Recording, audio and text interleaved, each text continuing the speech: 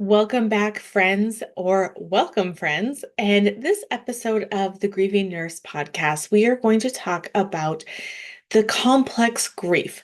When you are, when you've lost a loved one, but there are different elements of maybe abuse, narcissism, abandonment issues that come up while you're grieving. Welcome, everybody. And like I said in the intro, we are going to talk about the different layers of grief. And so, oftentimes, when somebody passes away who you did not have a good relationship with, or maybe you had a good relationship once upon a time, but then you were estranged when they passed away, this can cause a lot of additional thoughts and feelings that come up.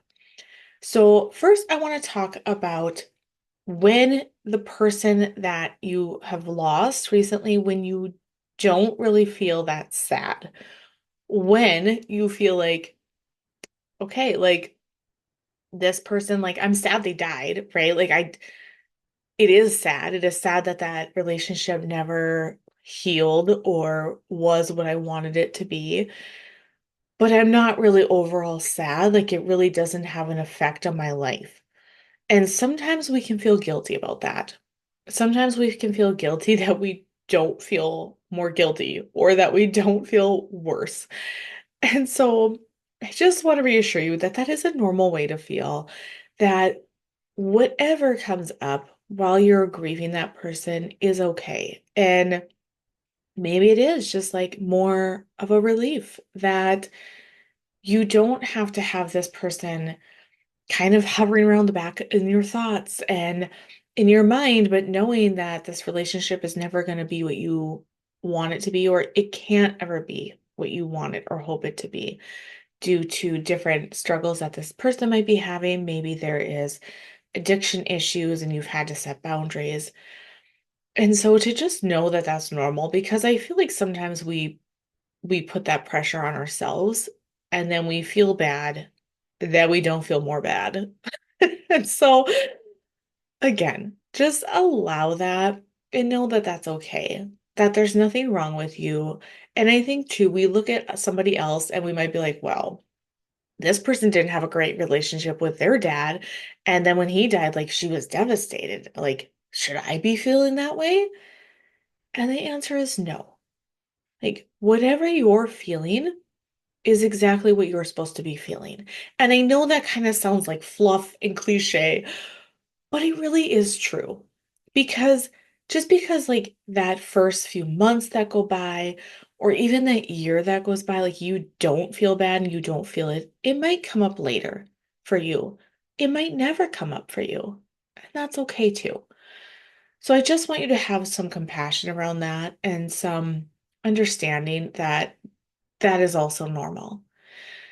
And then I want to talk on the flip side of when you've had a horrible relationship with this person. They pass away and it's hitting you like you did not think it would hit you. You are sad, you feel devastated, you start running through all the what ifs and the times that like, oh, like the wasted time and the ways that like we feel a lot of regret, right? Like maybe like I could have done something different. I could have reached out more. I could have done this and that. And I just want you to say, like, acknowledge that, yeah, maybe you could have. Maybe you could have reached out more. But then I want you to bring it around because our brain offers us truths, what we think are truths, that aren't always true. It is probably offering you things like, well, you should have done this. You should have tried harder. Maybe if you, like that one time when they said they changed, like maybe if you would have listened that time. And that might not be true. You could have still shown up for that person. You still could have like put all of your boundaries aside and your life on pause and shown up for them, and you still might have gotten the same result of them taking advantage of you or having some sort of maybe they would have abandoned you all over again, right? And so it's okay that in that moment that you chose to protect your heart, that you chose to protect yourself. And it's it's completely normal to have regrets. It is completely normal. But it's what we do with those regrets. Like, do we let them keep taking over us and overpowering us? Or do we just acknowledge them and allow that and then try to move on the best we can? And so maybe you've had somebody who in the past was very abusive to you. You wanted to forgive them and you feel like you have forgiven them deep down, but then they died and you have all these feelings coming up. And that's okay. That is normal. I also want you to tell yourself the facts of all the times that you did reach out to that person, or all the times that you did go back and they didn't change.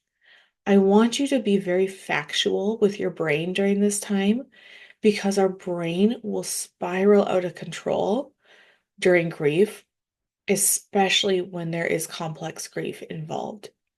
It is grief on top of grief that you're feeling. You are feeling the remorse and regret and the grief of this major loss that maybe your dad was abusive or an ex-spouse um, had addiction issues, or maybe, you had a parent who abandoned you and you feel all of that now because it was a major loss. And then when you experience the major loss of death, it brings up so many of those emotions that you felt the first time it happened, or those times before that you kind of broke that relationship off. And so it is very triggering. It triggers a lot of those same thoughts, those same feelings, and that is why you're having those right now. It's just triggering all of those things. Same with oftentimes when you've had somebody die, it might be fine. And then 3 years later, somebody else might die. And then a few months after that, somebody else might die. And you might not even be very close with these people.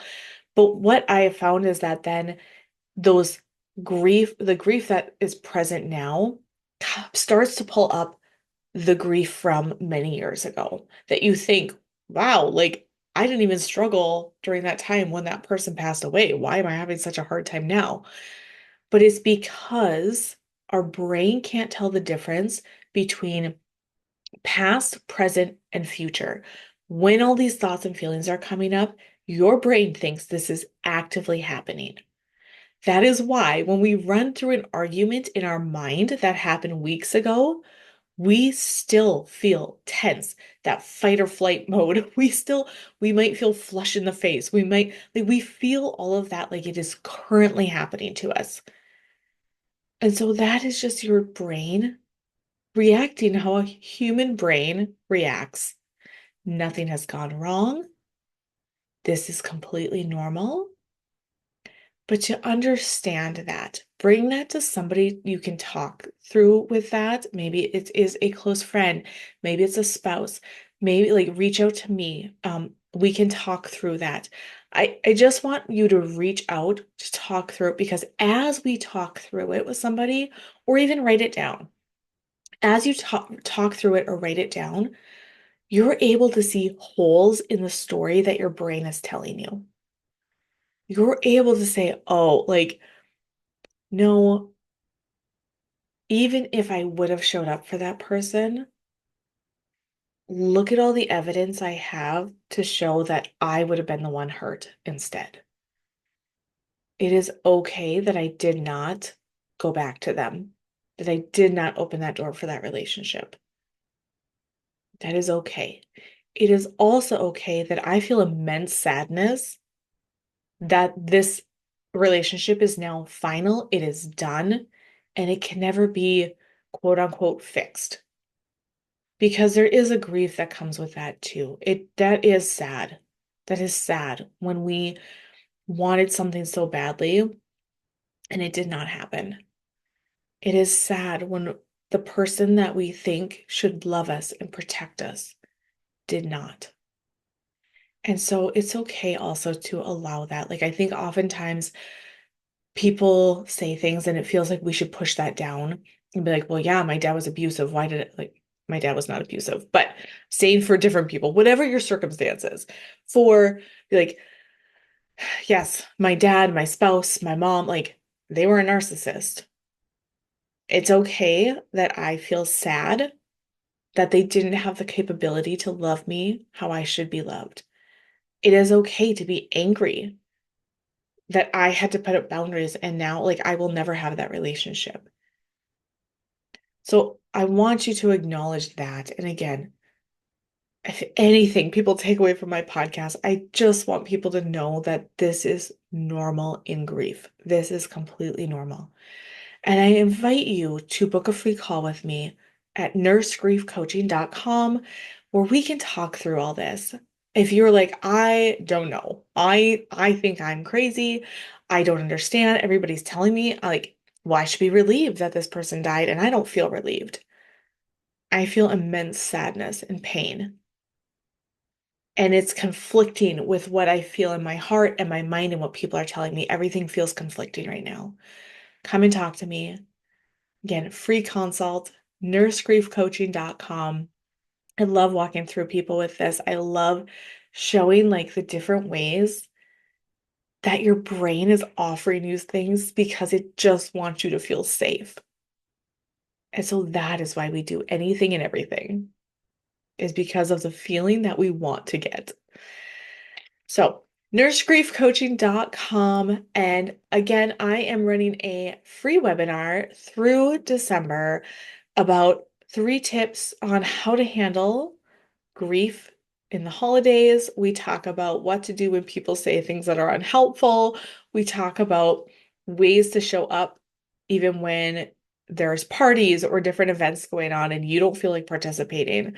So we talk about all of that in this webinar at nursegriefcoaching.com. So go and sign up for that. I'm going to be running it a few more times, so be sure to get on the list for that to know what dates and times that'll be happening. So, nursegriefcoaching.com, and I am praying for you, and I hope you have the best possible day that you can.